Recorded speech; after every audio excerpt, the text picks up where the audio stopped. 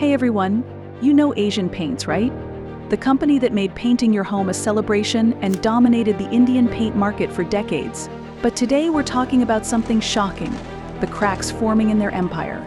Are Asian Paints heading for a downfall in 2025? Let's dive into 5 big problems that no one saw coming. This is a must-watch, especially if you're a business enthusiast or an investor.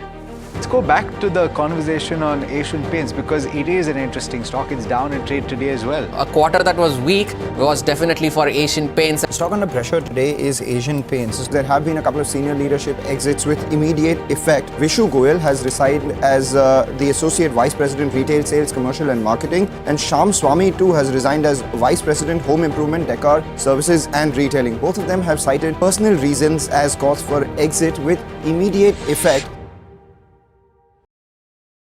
First, let's talk numbers. Asian Paints has been the king of the Indian paint market, holding a 50% market share for years. But fast forward to 2025, and things aren't looking so rosy. While their annual revenue crossed 35,000 crores rupees or $4.2 billion last year, recent reports suggest a 5% dip in growth, their slowest in decades. Why? Let's unpack these hidden problems.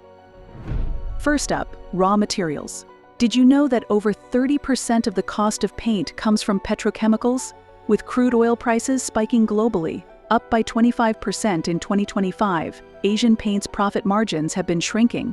And unlike competitors like Burger Paints, they've been slow to pass these costs onto customers. Investors are worried and customers are noticing. Fun fact, every 1 rupee's increase in crude oil prices impacts Asian Paints' costs by around 2 rupees. Ouch. Problem number 2, competition. Back in the day, Asian Paints had the market locked down. But now, companies like Burger Paints and Nerolac are closing the gap with aggressive pricing and better tech. And let's not forget JSW Paints. They've launched eco-friendly, affordable paints that are winning over the younger generation. Asian Paints' dominance is no longer guaranteed. Burger Paints has grown its market share by 15% in the last 3 years. They're even launching futuristic products like AI-powered shade selectors. Meanwhile, Asian Paints is struggling to innovate beyond their decorative paints. Problem number 3, changing consumer preferences. Let's be real, today's customers want more than just vibrant colors.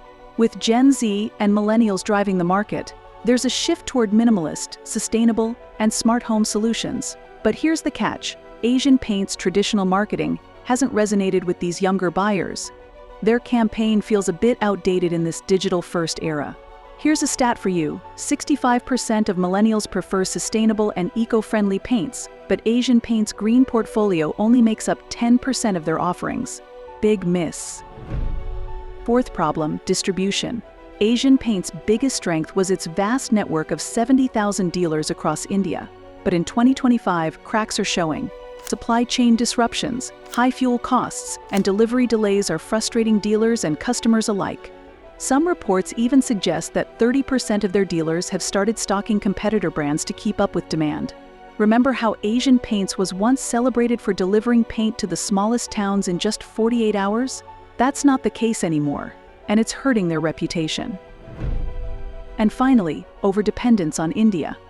While Asian Paints has ventured into international markets like the Middle East and Africa, over 85% of its revenue still comes from India. That's a huge risk, especially with the Indian real estate market facing a slowdown in 2025. Here's the kicker, housing demand in India is down by 12%, and new construction projects have stalled. This directly affects paint demand, leaving Asian Paints exposed to market volatility. What does this mean for businesses? So, what's the lesson here for businesses? Even giants like Asian Paints can face trouble if they don't innovate, adapt, and diversify. Whether it's keeping up with new tech, understanding changing customer preferences, or managing supply chains, staying ahead of the curve is crucial. Can Asian Paints bounce back? Now, let's not write them off just yet. Asian Paints has a history of bouncing back stronger. They've recently announced a 2,000 crore rupees investment into R&D and sustainable products. Plus, they're experimenting with digital solutions to modernize the painting experience. But the question is, will it be enough to regain their crown? Paint and AI? Did you know? Some companies are using AI to predict paint demand and prevent overproduction. Imagine if Asian Paints adopted this, it could save them millions. So, what do you think? Is this the beginning of the end for Asian Paints? Or will they pull off another colorful comeback? Let us know your thoughts in the comments below. And hey, if you're a business student, take notes. There are some valuable lessons here about market adaptation and staying relevant. If you found this video insightful, hit that like button, subscribe for more fascinating business breakdowns, and share this with your friends.